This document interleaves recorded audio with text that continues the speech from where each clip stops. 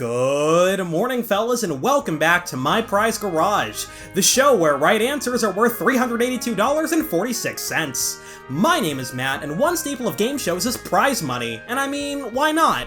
Would you rather play Hangman or Hangman where I give the winner 20 bucks? It serves as an incentive for people to play your game, but it also gets people to watch your game as well. So let's take a look at how different game shows have handled prize money over the years, and I'll give you my thoughts about how much it really matters. Alright, let's get started.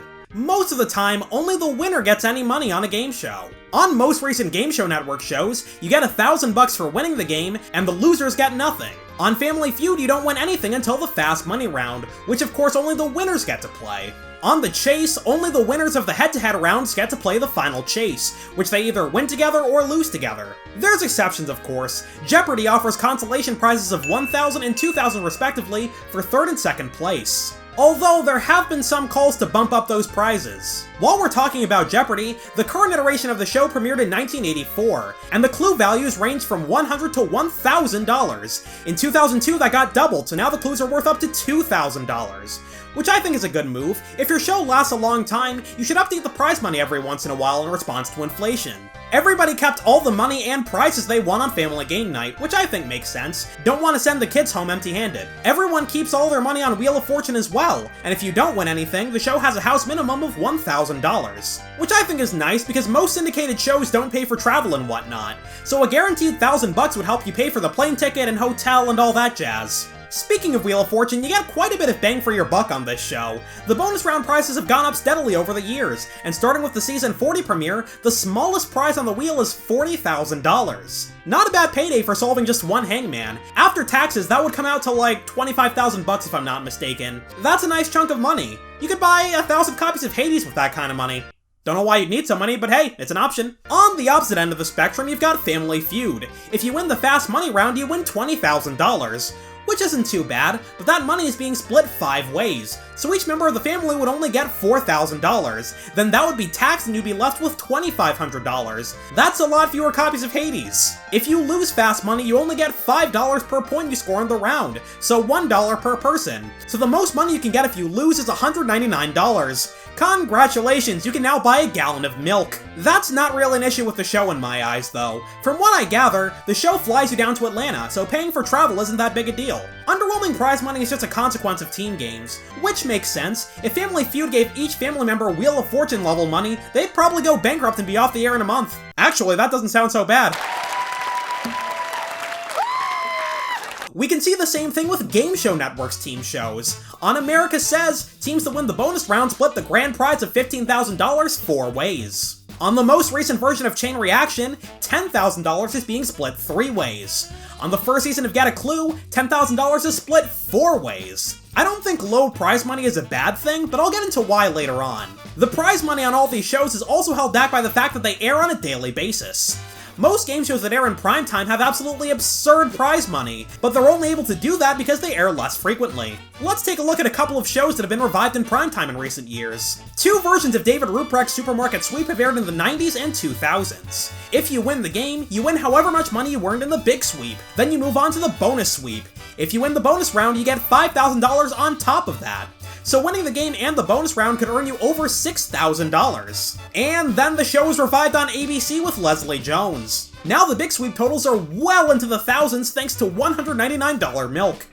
Thanks to a combination of inflation and the time limits being higher. They supersized the bonus round too, and now you can win up to $100,000. They play 2 games per episode, so a single show could give out over $200,000, 40 times the grand prize on the Ruprecht versions. Press Your Luck similarly became a zillion times more expensive on ABC. The original show was a daytime affair in the 80s on CBS, hosted by Peter Tamarkin.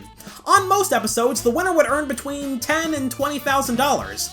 But on ABC with Elizabeth Banks, there's way more cash on the board, and they have a wide variety of expensive prizes. So it's not uncommon for people to finish the main game with $40,000, $50,000, $60,000. Heck, one guy ended the main game with over $160,000, because he hit the add a 1 space when he already had over $20,000, bumping him all the way up to $120,000. But the show also has a bonus round, where the prizes are personalized and even more expensive. So far, nobody has pulled this off, but if you hit 500,000 at any point during the bonus round, the game is over and they automatically send you home with $1 million. But people have come close.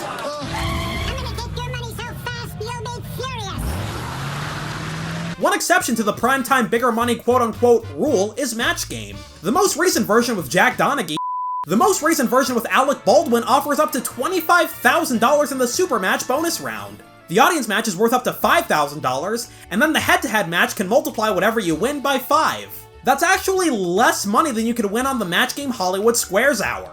On that show, the audience match was worth up to $1,000. Then you pick a celebrity and they reveal a random multiplier, either 10, 20, or 30. So if you pick the 30, you can play for up to $30,000 in the head-to-head match. And that show aired in 1983, so that's about $90,000 in today's money. Like Leslie Jones' Supermarket Sweep, Alec Baldwin's Match Game features 2 games per episode, so one episode could give away up to $50,000, which is still less than Match Game Hollywood Squares Hour when you adjust for inflation. And I'm a fan of that, because it shows that even in the year of our Lord 2000 and then 20 and then 2, you can still have primetime shows that are just plain fun. No need to send people home with $13.6 jillion. They just took a good format and ran with it. And yeah, the show was cancelled in the year of our Lord 2000 and then 20 and then 1, but you get my point. Of course, I'd be doing you a disservice if I didn't talk about all the $1 million game shows. Who Wants to Be a Millionaire is a massively successful game show franchise. It originated in the UK in 1998, and by the end of 1999, it was airing in 13 other countries, including the United States. $1 million game shows weren't unheard of in the US before Millionaire, but they were way less common. After Millionaire premiered in 1999, we got like a zillion shows where the top prize was at least $1 million. Greed was one of the first shows to jump on the $1 million train. After ABC's Who Wants to Be a Millionaire found success, Fox decided they want a piece of that pie as well. Millionaire premiered in August, and Fox took approximately 3 milliseconds to start working on Greed. The show premiered on November 4th with a top prize of $2 million.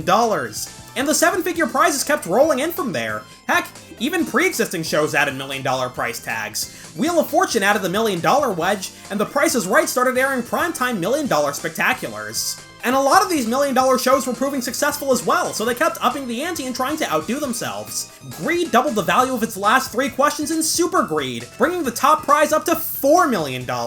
Deal or No Deal had special events with up to half the cases containing $1 million. They increased the top prize in some episodes as well, getting as high as $6 million. Millionaire introduced a progressive jackpot that increased by $10,000 each episode. Eventually, Kevin Olmsted won $2.18 million on the show. In 2004, it was revived as Super Millionaire, which put $10 million on the table. On the wall, you have the potential to win over $12 million. Heck, some shows don't even try to hide that they're trying to set records. The million-second quiz was originally going to give $2 million to the winner, plus whatever other money they won. Andrew Kravis won with a final score of just under $350,000, and he got the $2 million on top of that. Except I'm lying, no he didn't. They arbitrarily increased the prize at the last minute, just so that they could say they gave away the most money of any game show in regular season play.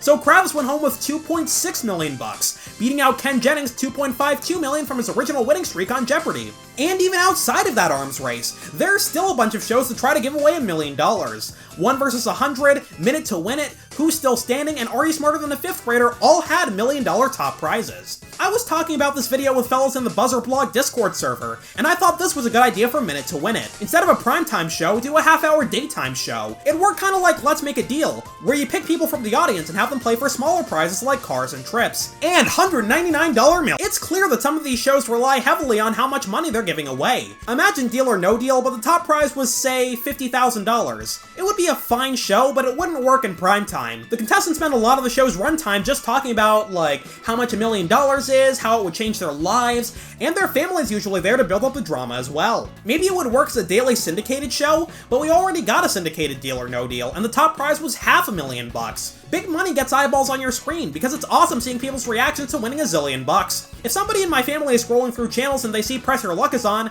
chances are they're gonna watch for at least a few minutes. Offering a ton of money isn't a bad thing either, because at the end of the day, they're all just games. people are going to want to play them whether they're giving away $1,000 or $100,000. Having such a wide variety of game shows with different amounts of prize money on the table gives you different reasons to watch them all. If I'm watching America Says, I'm watching it to have a good time, and to try to guess the answers before the contestants do. If I'm watching Deal or No Deal or Modern Press Your Luck, I'm watching to see people win big bucks and expensive prizes. So it's good to have that contrast. Variety is the spice of life, fellas. That contrast is especially apparent when you compare American game shows to British ones. Most game shows in the UK offer a lot less prize money than American ones. Nowadays, winning a bonus round on an American game show will usually earn you at least 5 figures, so the money you win can be a big incentive to be on the show. In the UK though, most game shows have a more laid-back vibe. Everyone's there to have fun and play a good game. There's no guarantee you'll win any money on Pointless, since all the money comes from a jackpot, which you get by winning the final round. The jackpot gets as low as £1,000 though, which is nowhere near the amount of money you typically get in America. We can also see this contrast in a show like The Chase, which originated in the UK and got a couple versions in the US. In the UK, the cash builder questions are worth £1,000. The money has varied in the US quite a bit,